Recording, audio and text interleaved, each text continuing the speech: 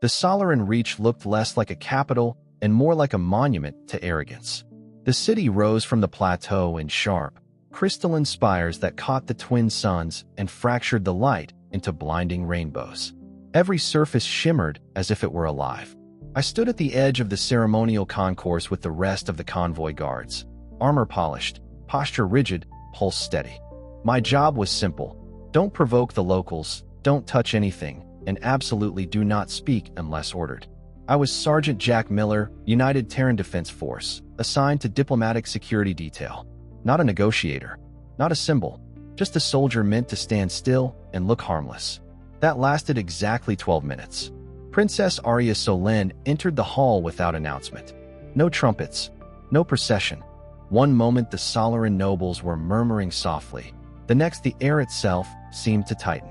She moved like gravity had decided to wear a crown. Tall, composed, wrapped in pale crystalline armor that flowed like glass grown into shape. I didn't mean to stare. The translator implant hummed softly at the base of my skull, parsing Solaran speech into something my brain could survive. One of the envoys whispered a comment about ceremonial regalia. I nodded and, under my breath, said what I thought was harmless. Impressive chest. The silence hit like a physical blow. Every Solaran in the chamber froze. The guards' weapons unfolded with a sound like breaking ice. The princess stopped mid-step and slowly turned her head toward me. My implant pulsed again, too late. You speak words of declaration, Arya said, her voice calm, cold, and impossibly loud. In my court. I swallowed. Your Highness, there's been a mistake. I was referring to the armor, the craftsmanship. Her eyes locked onto mine, bright, faceted, unreadable. No, she said softly. You were not. And in that moment, standing under alien suns with weapons aimed at my heart, I realized I hadn't just misspoken. I had been chosen. The weapons never fired, but that didn't make the silence any safer. Princess Arya Solen stepped closer, and the guards obeyed some invisible signal, retracting their blades just enough to remind me they could unfold again in a heartbeat. I stayed still. Training took over where instinct screamed at me to run. Hands open, chin level, eyes forward, but not challenging. You claim error, she said, circling me slowly. Each step echoed through the crystalline hall, magnified 100 times by the faceted walls. Yet the Solaran translators do not misinterpret. I forced myself to breathe. With respect, Your Highness, human language is messy. Context matters. A faint smile touched her lips. Not amusement. Assessment. The translator does not convert words, she replied. It reveals intent. That landed harder than any threat. She stopped directly in front of me, close enough that I could see faint patterns moving beneath her translucent skin, like light trapped under ice. I became acutely aware of my own heartbeat, steady but loud in my ears. When you spoke, Arya continued, your surface thoughts described armor, density, structure, design. Her gaze sharpened, but beneath that, there was recognition. I didn't answer. I couldn't. Denying it would be a lie, and something told me lies were more dangerous here than silence. You did not leer, she said. You did not boast. You did not lower your eyes in fear. She leaned in slightly, studying my face like a puzzle. You acknowledged strength without trying to claim power over it. Murmurs rippled through the Solaran court. I caught fragments through the translator. Surprise, confusion, something close to outrage. This human is disciplined, someone whispered. Or dangerous, another replied. Arya straightened and turned away from me, addressing the hall. This was not the reaction of a braggart or a fool. My stomach tightened. That didn't sound like a defense. It was restraint, she said. Measured, controlled. Her head tilted, thoughtful, rare. I finally spoke. Princess, I don't understand your customs. I didn't intend disrespect. I didn't intend anything. She looked back at me, eyes narrowing. That, she said, is precisely what concerns me. Her hand lifted, and the entire chamber responded. Guards shifted position. The envoys went silent. Even the light seemed to dim, refracted differently, as if the palace itself was listening. Among my people, Arya announced, a declaration spoken without awareness is more revealing than one spoken with calculation. My translator fed me layers of meaning beneath her words. Curiosity, tension, something sharp and focused.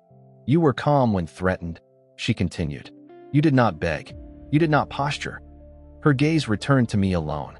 You accepted the consequences before you understood them. That wasn't bravery. That was training. But I didn't say that. She stepped closer again, lowering her voice so only I could hear. Tell me, soldier, when you saw me enter this hall, what did you feel? The wrong answer could get me executed. The right one. I didn't know. I chose the truth. Respect, I said. And alertness. The way you moved changed the room. I noticed that. The translator pulsed warmly this time, not sharply. Aria's expression shifted, just a fraction, but I caught it. Surprise. Not at my words, but at their alignment. Interesting, she murmured. She turned away once more, cloak of crystal catching the light. This was meant to be a formality, a display. Her voice rose again, carrying across the hall. Instead, it has become a question. I felt it then. The weight of attention. Not hostility now, but expectation. The test, Aria declared, is incomplete. A collective intake of breath swept the chamber. This human will not be executed, she said, nor released. My pulse spiked. He will remain under my authority until dawn. The guards closed ranks, not aggressively, but definitively. I opened my mouth to object, then stopped. Objecting would only prove something I didn't want proven. Aria looked back at me one last time before turning toward the throne. You have shown composure, she said quietly. Now we will see if it holds. And as the guards escorted me out of the blinding hall and into the inner corridors of the palace, I understood one terrifying truth. Whatever test she thought she was giving me, she had already started watching my reaction long before I spoke. If you've watched this far, then this story is really interesting to you. Please confirm it by clicking like under this video. It doesn't cost you anything, but it will help me understand what story to publish for you next. Write in the comments who the alien woman in this story looks like, and who you would like to see in the next one. Let's move on. They didn't take my weapons. That should have worried me more than if they had. Instead of a cell or holding chamber, I was escorted through ascending corridors that spiraled upward through the palace core.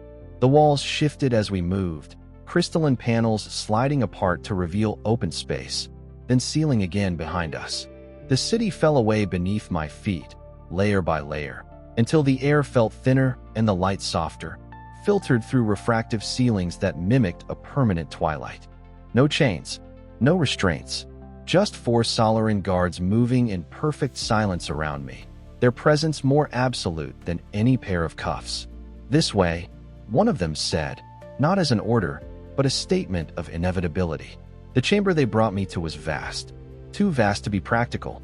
A wide balcony curved outward over the city, protected by an invisible energy barrier that hummed faintly when I stepped close. Inside, the room was furnished sparsely but elegantly. A low crystalline table, a reclining platform that could generously be called a bed, and a shallow basin of liquid light that pulsed gently, casting reflections across the walls. A prison, disguised as hospitality. You will remain here until dawn, the guard said. You may move freely within the chamber. You may not leave it. And if I try? I asked. He looked at me, expression unreadable. Then the test ends. That was all he said before the guards withdrew, the doorway sealing behind them with a sound like distant thunder. I stood there for a long moment, alone, staring out at the Solaran reach spread beneath me. From this height, the city looked unreal, spires floating in layered tiers, bridges of light connecting districts, streams of airborne traffic gliding silently between platforms. Beautiful, precise, controlled, just like its ruler. I replayed everything in my head, over and over. The moment I spoke, the way the room had frozen. Aria's eyes on me, calculating, searching, not angry. Curious. This wasn't punishment. It was observation. The realization made my skin prickle. I was pacing when the chamber door shimmered and resolved into transparency. A Solaran woman entered, shorter than Aria, her armor replaced by flowing robes threaded with faintly glowing filaments. Not a guard. An attendant, maybe, or something closer to a court official. She inclined her head slightly. Sergeant Jack Miller. I stiffened. That's me. I am Lysine, she said. I serve the crown. Am I allowed to ask why I'm here? I said. She considered me for a moment, then nodded. Yes. She gestured toward the basin of light. You have been bound to the court for the duration of the test. Bound how? I asked. Not physically, she replied. Socially, legally, symbolically. That didn't help. Princess Arya has invoked an ancient rite, Lysine continued. One rarely used. More rarely completed. I folded my arms. I'm not royalty. I'm not even a diplomat. I'm just a soldier who said the wrong thing. Lysine's lips twitched. So you believe. She moved closer, stopping at a respectful distance. The right exists to answer a question, she said. Not of strength. Not of obedience. Then what? I asked. Her eyes met mine. Perception. I frowned. You're going to have to explain that. Solaran rulers are surrounded by fear, she said. By reverence. By ambition. By deception. Her voice lowered slightly. It becomes impossible to know who sees the crown and who sees the person beneath it. Something in my chest tightened. The test, she continued, is designed to strip away reflex, to provoke instinct, to reveal what remains when calculation fails. I thought of Arya's voice. Calm, precise, watching. You were not meant to be the subject, Lysine said, but you became one the moment you did not react as expected. I laughed once quietly. Let me guess. Most people either panic or grovel. Or attempt dominance, she said. You did none of those. So what happens now? I asked. Lysine hesitated, just long enough for me to notice. Now, she said carefully, the princess will observe you under pressure. Emotional, ethical, situational. And if I fail, her gaze softened, then dawn will be your last. I let out a slow breath. And if I pass?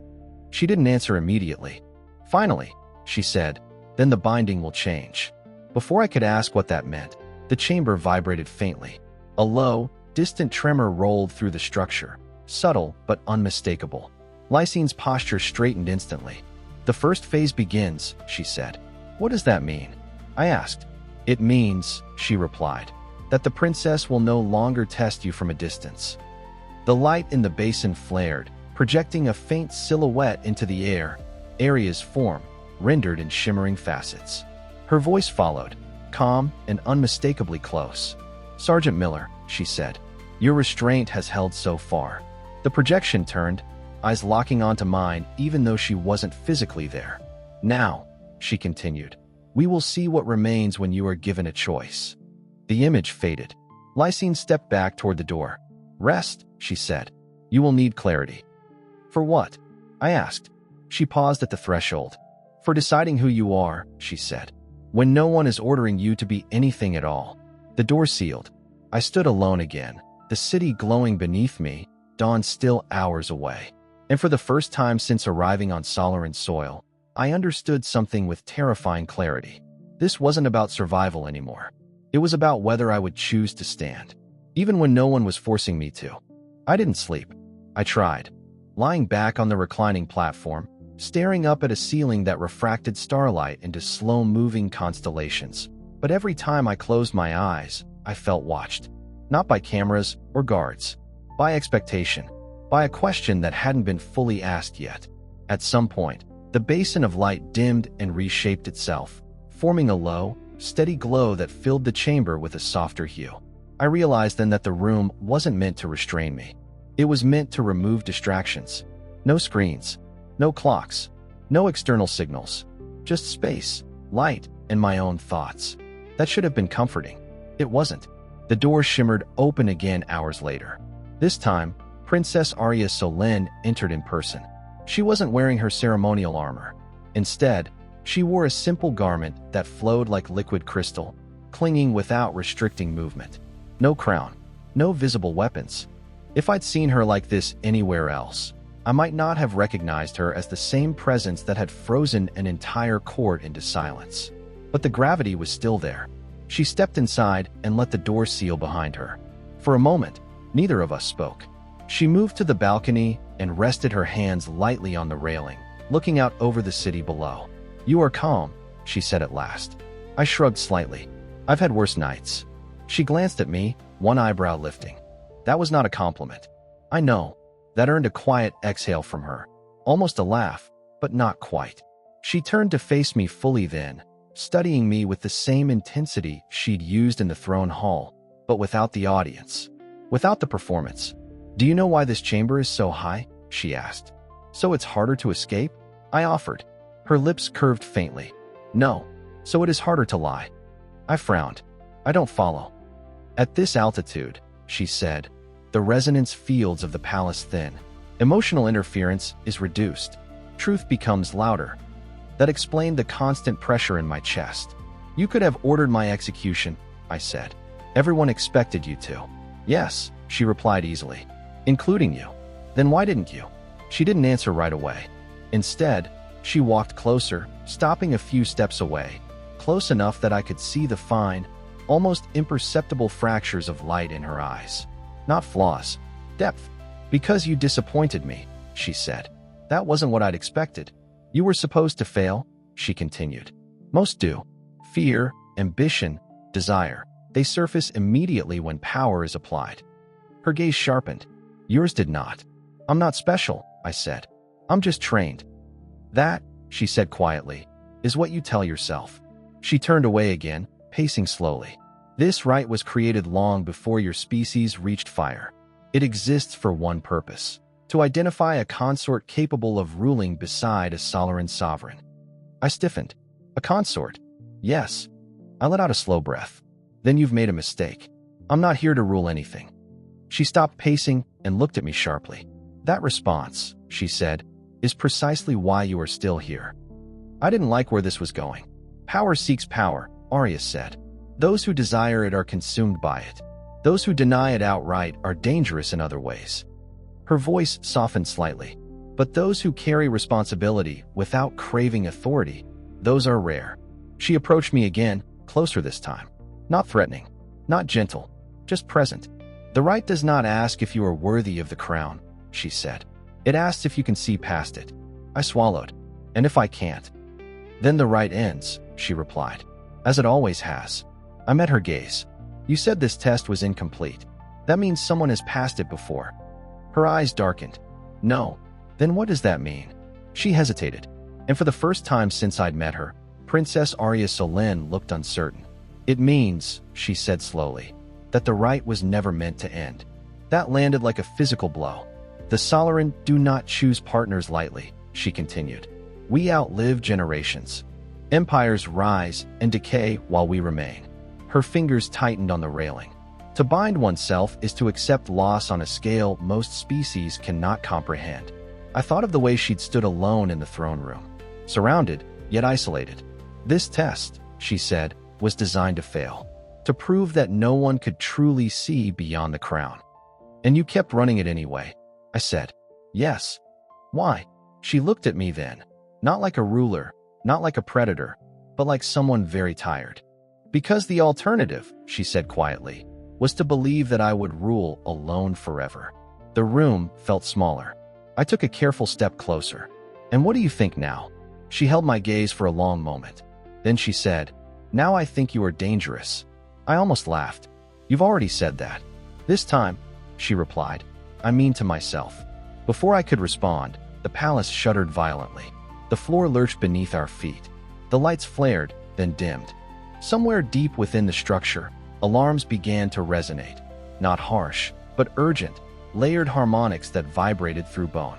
Arya straightened instantly, every trace of vulnerability gone. The ruler snapped back into place like armor. An attack, she said. Unscheduled. External. The door burst open as Lysine rushed in. Princess, hostile breach on the lower tiers. Multiple vectors. Arya turned to me. This, she said, eyes blazing, is where most fail. I didn't ask what she meant. The city below flickered as defensive fields ignited, shards of light streaking through the air. And I realized, with cold clarity, that the test had just changed. It was no longer about what I said. It was about what I would do. When everything started to fall apart, the alarms didn't scream. They sang. Layered harmonic pulses rolled through the palace, vibrating in my chest like the echo of a massive bell struck somewhere deep beneath the city. Through the balcony barrier, I saw a Solaran reach shift from jeweled serenity into controlled chaos. Defensive spires rotated. Transit lanes snapped shut. Shards of light stitched themselves into shields across the sky. Arya was already moving, issuing commands in sharp, precise Solaran that my translator struggled to keep up with. Guards flooded the corridor beyond the chamber, their armor unfolding into combat configurations that looked less ceremonial and far more lethal. "This isn't part of the rite," I said, more to myself than to her. She didn't look at me. "No, this is real." That single word carried weight. Lysine returned moments later, breath tight but controlled. "The breach is localized to the lower tiers. Rebel cells from the outer systems. They chose the worst possible moment." Aria's jaw tightened. They chose this moment deliberately. That was when my implant pulsed. Once, twice, then sharply enough to make me wince. Incoming human signal. Encrypted. Military priority. My heart skipped. No human transmission should have gotten through Solaran countermeasures this deep inside the palace. "Princess," Lysine said, noticing my reaction. "What is it?" "Human command," I said. "They're trying to reach me." Aria finally turned, her eyes narrowing. "Trying. They wouldn't be calling unless they thought I was compromised." The implant resolved the signal into a tight beam of audio. I hesitated for half a second, then accepted it. "Miller, if you can hear this, respond immediately." "Commander Reyes, Orbital Task Force." "My CO, I'm here," I said quietly. "Jesus, Jack. We've been fighting Solaran firewalls for hours." "Listen carefully," Reyes said, voice clipped and urgent. "We've got a narrow extraction window. One shuttle. Stealth insertion. We can get you out in 10 minutes. I closed my eyes. Aria was watching me now, not with anger, with something sharper. "Sir," I said slowly, "I can't leave." There was a beat of stunned silence on the line. "You can't." "What do you mean you can't?" Reyes snapped. "Miller, this is not a request. You're a soldier. You're being detained by a foreign power during an active conflict. We're pulling you out." "If I run," I said, "it becomes an act of war." Another pause. Longer this time. "The situation has already crossed that threshold," Reyes said. "Their rebels attacked during negotiations. The Solaran can spin that however they want." "Not if I stay," I replied. Aria took a slow step closer, listening without interrupting. "Sir," I continued, "they didn't arrest me. They didn't imprison me. I'm under a trial." "A trial?" Reyes scoffed. "Jack, you're not a diplomat. You don't get to negotiate your way out of this." "I'm not negotiating," I said. "I'm choosing." The word hung heavy between all of us, human and alien alike. "Choosing what?" Reyes demanded. I looked at Aria, at the city behind her, at the shields flaring as distant impacts rippled against them. "I'm choosing not to prove every assumption they already have about us," I said. "That humans panic. That we break protocol when it's inconvenient. That we take what we can and leave chaos behind." Silence. Then, quietly, "Jack, this could cost you your life." "I know." Aria's expression shifted. Not triumph. Not relief. Respect. "Give me one reason," Reyes said, voice lower now, "why I shouldn't override this and come get you anyway." "Because if you do," I said, "you make me a symbol of betrayal instead of a bridge. And whatever's coming next between our people, it won't be peace." The channel stayed open, but Reyes didn't speak for several seconds. Finally, he exhaled. "You're asking me to trust an alien princess." "No," I said. "I'm asking you to trust me." I felt Aria's gaze like pressure against my spine. At last, Reyes spoke again. "You always did have a talent for standing in front of the blast." A faint, tired smile tugged at my mouth. "Extraction aborted," he said. "But listen carefully, Miller. If they so much as scratch you." "I know," I said. "I'll hold." The signal cut. The silence that followed felt different. Heavier. Final. Aria studied me for a long moment. "You were offered escape," she said. "Yes." "And you refused." "Yes." "Not for fear of death," she said. "Nor ambition." I shook my head. Running would have been easier. She turned away, looking out over the burning arcs of light in the sky. "You realize," she said, "that by staying, you bind your fate to this court more tightly than before." I figured. Her voice softened, just a fraction. "Why?" I didn't answer immediately. I searched for the cleanest truth I had. "Because if I'm being tested," I said, "I want the result to mean something." She looked back at me then, eyes bright and dangerous and very much alive. "Then come," she said. "The attack has spread. And now, soldier." Her gaze locked onto mine. "You will be tested where it matters." She turned and strode toward the corridor, guards falling into formation around her. I followed without hesitation, not because I was ordered to, but because I had decided where I stood. The lower tiers of Solaran Reach were nothing like the palace.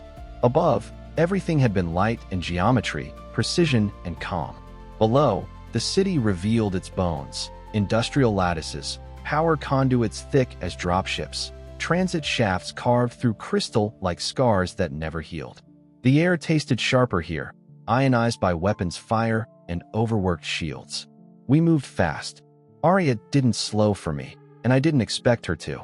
She moved through the corridors like she'd been born knowing exactly where every turn led, issuing commands as we went. Solaran guards split off at her gestures, flowing into defensive positions with disciplined efficiency. "This is not ceremonial," she said to me without looking back. "Stay close, or stay alive. Choose one." "Both," I said, and matched her pace. She glanced at me, just a flicker, and then nodded once.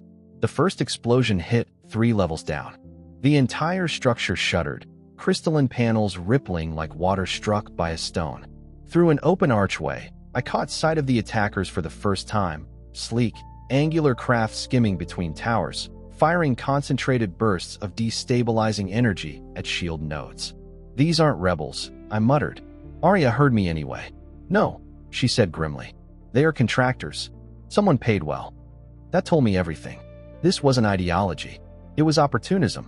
A defensive line collapsed ahead of us, a bridge of light fracturing under sustained fire. Solaran guards were thrown back, armor scorched, one of them tumbling into the open air before a grav field caught him just in time. Arya stepped forward instinctively. I grabbed her arm. "Don't," I said sharply. "They're baiting command presence." Her head snapped toward me, eyes flaring. "Release me." "Not until you see it," I replied, already scanning. "The firing pattern, they're not trying to breach the palace. They're drawing you out." She hesitated. 1 heartbeat. 2. Then another blast struck, closer this time. A section of the ceiling collapsed, raining crystalline debris. I shoved her back as fragments screamed past where she'd been standing. The shockwave knocked us both down. I rolled, training kicking in, coming up on one knee just as a strike team breached through a fractured wall. Humanoid silhouettes in adaptive armor, weapons humming with lethal charge. "Protect the princess," someone shouted. I didn't wait for orders. I moved. I'd spent my career responding to chaos, urban warfare, orbital insertions, convoy ambushes. This wasn't different. It was just brighter. I fired at the lead attacker, aiming not to kill but to disrupt, targeting joints and sensor clusters. Solaran guards followed my lead instinctively, shifting formation without being told. Arya watched for half a second, then joined the fight. She didn't fight like a commander. She fought like a force of nature. Light condensed around her hands, forming blades that cut clean through enemy armor. She moved with terrifying precision, every strike deliberate, economical. Not rage, control. But even gods could be flanked. I saw it a moment before it happened. An attacker peeling away, weapon charging, aimed not at her body but at the floor beneath her. A structural destabilizer. If it hit, the platform would collapse. "Arya," I shouted. She turned too late. I didn't think. I didn't calculate. I just ran. I hit her hard, tackling her sideways as the blast tore through the platform where she'd been standing. The world dropped out from under us, air rushing past as we fell through open space. The grav field caught us, but barely. It slammed us against the side of a tower, knocking the breath from my lungs. I wrapped an arm around her without realizing I'd done it, holding us both steady as the field stabilized. For a moment, there was nothing but noise and light and the pounding of my heart. Then it quieted. We were suspended above the city, hundreds of meters above the ground, clinging to an invisible force. Arya looked at me, not like a ruler, not like a tester, like someone who had almost died. "You could have let the guards take that blow," she said quietly. "I could have," I agreed, coughing once. Didn't seem like the right call. Her gaze searched my face, deeper than before. "You were not ordered." "No." "You were not bound by duty." "No." "Then why?" I didn't deflect this time. Didn't joke. Didn't hide behind training. "Because I didn't want you to fall," I said simply. The grav field lifted us back on a stable ground as reinforcements arrived, driving the attackers into retreat. The immediate threat passed, alarms shifting tone from urgent to controlled. Arya didn't move right away. Neither did I. When she finally spoke, her voice was different, lower, steadier, edged with something raw. This trial was never meant to involve danger, she said. Not real danger. Trials never stay clean, I replied. Reality doesn't respect rituals. She nodded slowly. The right measures reaction, she said. Not obedience. Not strength. Her eyes met mine. Choice. I felt the weight of that settle between us. She stepped back then, straightening, reclaiming the posture of command. But something had shifted. A fracture. Or maybe a bridge. You chose me, she said. Not the crown. Not the outcome. I held her gaze. I chose the person standing in front of me. For a long moment, the city burned and cooled around us. Defenses resetting, Solaran forces regaining control. Then Arya turned away, issuing orders, restoring order with flawless efficiency. But as she passed me, her fingers brushed my wrist, brief, deliberate. Dawn approaches, Jack Miller, she said softly. And with it, an ending. Or a beginning. I watched her walk ahead, light catching in her wake, and understood something with absolute certainty. Whatever she decided at dawn, I had already passed my own test. Dawn on Solaran Reach didn't arrive all at once. It crept in slowly, light bleeding through the crystalline skyline, turning the spires from cold white to warm gold. The city felt different after the attack, quieter, steadier, like a breath held and finally released. Repairs were already underway below, seamless and efficient, as if the Reach itself refused to show weakness for long. I stood alone on the high balcony where everything had begun, hands resting on the railing, armor scuffed and cracked from the night's fighting. My implant was silent now. No alarms. No human signals. Just the soft hum of the palace waking up. I didn't know what Arya would choose. I only knew what I had. The doors behind me opened without ceremony. I didn't turn right away. I didn't need to. I felt her presence the same way I had in the throne hall, like gravity shifting direction. Jack Miller, Arya said. I faced her. She wore no armor this time. No crown. Just a simple Solaran mantle, pale and unadorned, her hair loose around her shoulders. She looked younger, not weaker, just unguarded. The test is complete, she said. I nodded once. That's your call. Yes, she agreed. It always was. She stepped closer, stopping a few paces away. The morning light caught in her eyes, turning them from sharp crystal to something almost human. Almost. You were never meant to be here, she said. You were not chosen by lineage, ambition, or design. I figured, I replied.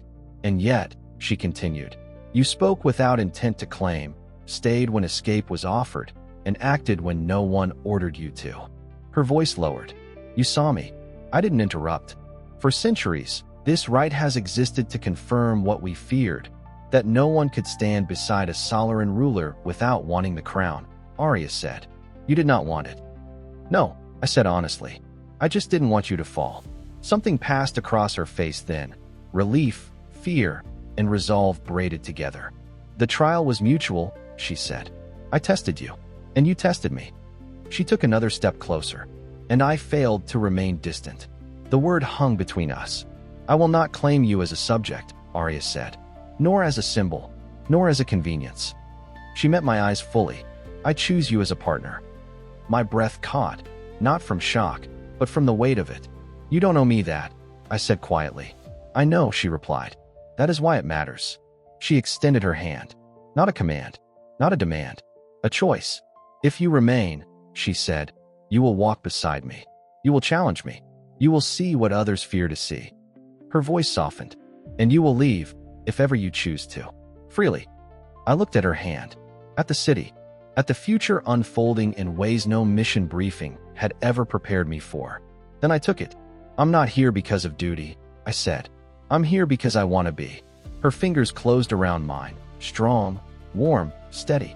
Dawn fully broke then, light flooding the balcony, spilling across the Solaran Reach and into history. I had arrived as a soldier guarding a convoy. I stayed as something neither of us had expected. And as Arya stood beside me, no crown between us, no test left unspoken, I knew one thing with absolute certainty. This wasn't the end of the trial. It was the beginning of us. Thank you for listening to this story to the end. Don't forget to like and subscribe. Write in the comments what moment in this story impressed you the most. And also check out the other videos that just appeared on your screen. See you in the next video.